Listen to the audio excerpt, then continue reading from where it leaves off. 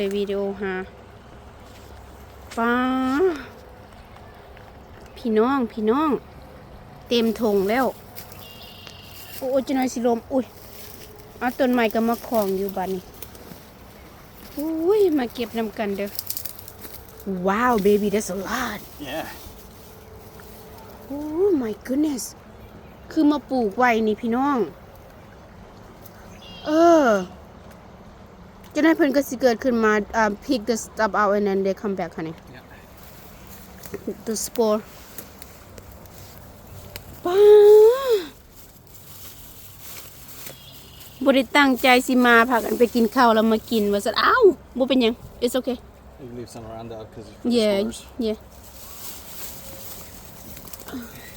Maybe leave some ooh spores and the little ones right there cover a couple days okay couple day little baby พุ่นน่ะเดี๋ยวสิได้มาเก็บอีกว้ายเต็มถุงอย่าให้เขาเห็นเด้อฝรั่งมันก็กินคือกันเด้อ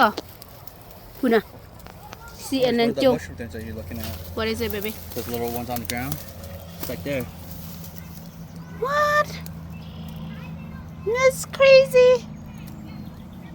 บัดหลายแท้เด้ล่ะเอาไว้ให้นางเกิดบ่ต้องเอาหลายดอก there we go บ่ต้องโลภมากโลภาบ่ดี